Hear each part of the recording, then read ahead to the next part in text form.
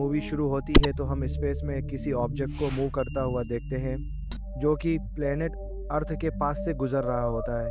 अब गुजरते गुजरते उसका एक हिस्सा दुनिया के अंदर आ जाता है और एक हिस्सा स्पेस में ही रह जाता है। फिर कहानी प्रेजेंट की तरफ आती है जहां हमें यूएस आर्मी का एक कैंप दिखाया जाता है। वहां का जनरल कह रहा होता है कि डज को बुलाया जाए। डज इस मूवी का मुख्य किरदार है। डच जनरल के पास आकर पूछता है कि क्या हुआ, आपने मुझे क्यों याद किया? क्योंकि वह अब आर्मी के लिए काम नहीं करता था। पहले वह आर्मी में था और अब छोटे मोटे काम करता था, यानी किसी मिशन में मदद आदि करता था। जनरल उसे बताता है कि हमारा एक मिनिस्टर खो गया है। वह जगह इस जगह की दूसरी तरफ है और उसे उन लोगों ने पकड़ लिया है जो आर्मी के खिलाफ हैं और उन्हें वे गोरिल्लास कहते हैं। डच कहता है कि इसके लिए तो आपको आर्मी की ज़रूरत पड़ेगी, तो आपने मुझे क्यों याद किया? तभी पीछे से किसी की आवाज़ आती है कि तुम सबसे अच्छे हो। जब डच पीछे मुड़कर देखता है तो वहाँ उसका सबसे अच्छा दोस्त होता है। वे दोनों एक दूसरे को गले लगाते हैं। फिर हम देखते हैं कि डच आर्मी के कुछ लोगों को लेकर और अपने सबसे अच्छे दोस्त के साथ उस जगह पर पहुंच जाता है। यानी वे लोग जो यूएस आर्मी के खिलाफ हैं, वे इनमें से 2 लोगों को किडनैप करके अपने साथ ले गए थे। अमेरिकी आर्मी भी उनके पीछे आई थी, लेकिन अब यहाँ कोई नहीं था। अब वे सब योजना बनाते हैं कि हम इस बात का पता लगाएंगे कि वे हमें क्यों मारना चाहते हैं और इसका हम बदला भी लेंगे। फिर हमें ऐसा लगता है जैसे कोई अभी भी वहाँ है। उनमें से एक गोरिल्ला एक मासूम आदमी के सिर पर गोली मारकर उसे मार देता है। यहाँ बहुत संघर्ष हो रहा था। जब डच यह देखता है तो वह अपना गुस्सा नियंत्रित नहीं कर पाता और सबको मारने लगता है। वह इतनी तेज फायरिंग करता है कि सभी गोरिल्ला मारे जाते हैं, लेकिन उनमें से एक लड़की भी थी जिसे डच नहीं मारता और अपने साथ ले आता है, जो बेहोश थी। डच को यहाँ पर एक बात पता चलती है जिसे सुनकर वह बहुत गुस्सा होता है। वह जानता है कि जनरल ने उसे यह कहा था कि हमारा मिनिस्टर खो गया है और उसे ढूंढना है, पर हमला कर रहे थे और लोग गोरिल्ला को नियंत्रित नहीं कर पा रहे थे। इसलिए डच की ज़रूरत थी और इसलिए उसे बुलाया गया। डच अपने सबसे अच्छे दोस्त से कहता है कि मुझे ऐसा काम नहीं करना है, तो उसका दोस्त कहता है कि अभी भी लोग गुम हो रहे हैं और हमें कितना फ़ायदा हुआ है। हमें बहुत महत्वपूर्ण दस्तावेज़ मिले हैं जिनसे हम सारे गोरिल्लास का पता लगा सकते हैं। वे वहाँ से हथियार लेकर चले जाते हैं। उनके साथ वह कैदी लड़की भी होती है। चलते चलते जो आदमी उन्हें रास्ता दिखा रहा होता है वह वहीं रुक जाता है। डच को बताता है कि कोई हम पर नज़र रखे हुए है। सब लोग उस तरफ देखने लगते हैं। इस बीच वह कैदी लड़की भागने लगती है, लेकिन उनका आदमी उसे पकड़ लेता है। तभी उन दरख्तों में से, उस चंगुल में से कोई ऐसी चीज़ बाहर आती है जो इनविजिबल थी। वो एक आदमी को मार देती है और उसकी डेड बॉडी अपने साथ ले जाती है। जहाँ जहाँ इनके साथी का खून गिरा होता है, ये कहते हैं कि हम उसका पीछा करके देखेंगे कि आखिर वो गया कहाँ पर। और आखिरकार ये लोग उसी जगह पर चले जाते हैं जहाँ पर बाकी डेड बॉडीज लटी हुई थी। कि तभी उनमें से एक आदमी को कुछ आवाज़ सुनाई देती है और वो रुककर उस तरफ देखने लगता है। इसी दौरान वही इनविजिबल चीज उस पर अटैक करके उसे मार देती है। उसकी आवाज़ सुन के बाकी लोग भी वहाँ पर आ जाते हैं और अब की बार उस इनविजिबल चीज़ की आंखें दिखाई दे रही थी। सब लोग वहाँ पर आकर उस पर शूट करने लगते हैं। उनकी कन में जितनी भी बुलेट्स थी वो उस पर खाली कर देते हैं। इसी दौरान एक गोली उस इनविजिबल चीज़ को लग चुकी थी, जिसकी वजह से वो तर से आहें भर रहा था, चला रहा था और अब वो अपने असली रूप में आकर अपनी गोली निकालने की कोशिश कर रहा था।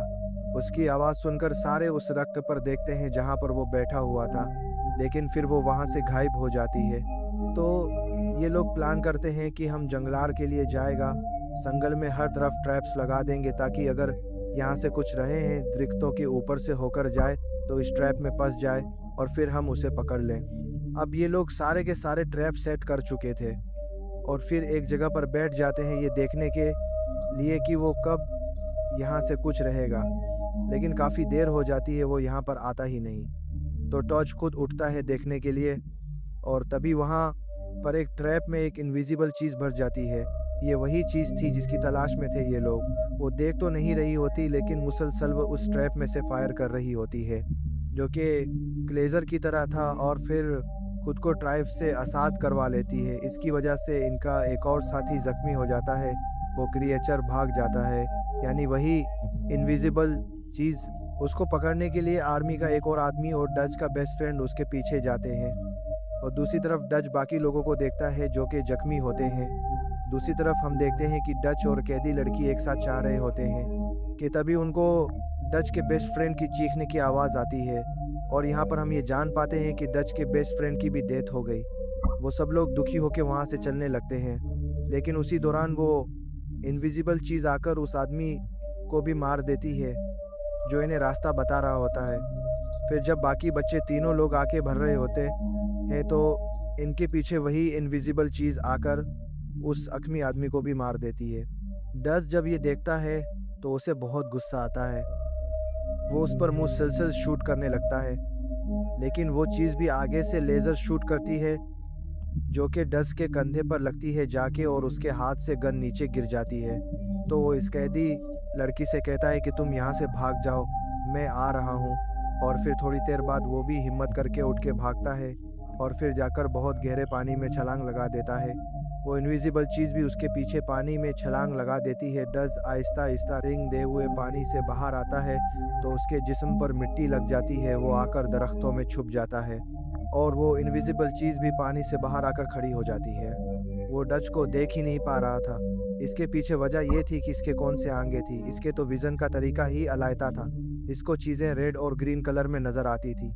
और अब क्योंकि डच की पूरी बॉडी पर मिट्टी थी तो वो इसकी बॉडी के अंदर मौजूद खून को नहीं देख पा रहा था, जिसकी वजह से इसे लग रहा था कि डच भी बाकी मिट्टी जैसा है, बाकी तख्तों जैसा है। डच सोचता है कि मैं इसे बदला लेकर ही रहूँगा और वो ये प्लान करता है कि मैं अपने जिस्म पर मिट्टी ही लगी रहने दूंगा ताकि ये मुझे देख ना सके। फिर वो जंगल में बहुत सारे ट्रैप्स लगाता है और फिर अपने हाथ में एक शम्मा जलाता है, यानी एक लकड़ी पर आग लगा के अपने हाथ में उठाता है और ज़ोर से चलाता है ताकि वो क्रीचर, वो इनविजिबल चीज़ इसकी तरफ अट्रैक्ट हो। उस क्रीचर को ये तो नज़र नहीं आ रहा था, लेकिन उसको उसके हाथ में लगाई गई आग ज़रूर नज़र आ रही थी और वो फिर आग दूसरी तरफ फेंक देता है, जिससे वो इनविजिबल चीज़ उस आग का पीछा करने लगती है। और डच को आग के धुएं की वजह से इनविजिबल चीज़ साफ दिखाई दे रही थी अब, और इसी बात का फ़ायदा उठाते हुए वो उस पर अटैक कर देता है। डच इस पर मसलसल अटैक्स कर रहा था जिससे वो जख्मी बढ़ रहा था। अब डच एक फाइनल बॉम्ब उसकी तरफ फेंकता है, लेकिन उससे खास फर्क नहीं पड़ता। वो भी आगे से लेज़र शूट करता जा रहा था, जिसकी वजह से डच पानी में जाकर गिरता है। अब उसके जिस्म पर लगी हुई सारी मिट्टी धुल जाती है। उन विजिबल जिस भी इसके पास आ जाती है और उसे आसानी से देख पा रही थी। वो जब इसको पकड़ लेता है तो वो ये देख पाता है कि टच तो बहुत स्ट्रांग है।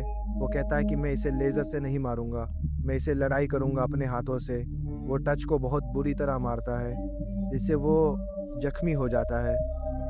अब टच रिंग रिंग कर आगे बढ़ता है और एक जगह पर लेट जाता है, तो उसे दिखता है कि यहाँ पर तो उसने ट्रैप लगाया हुआ है।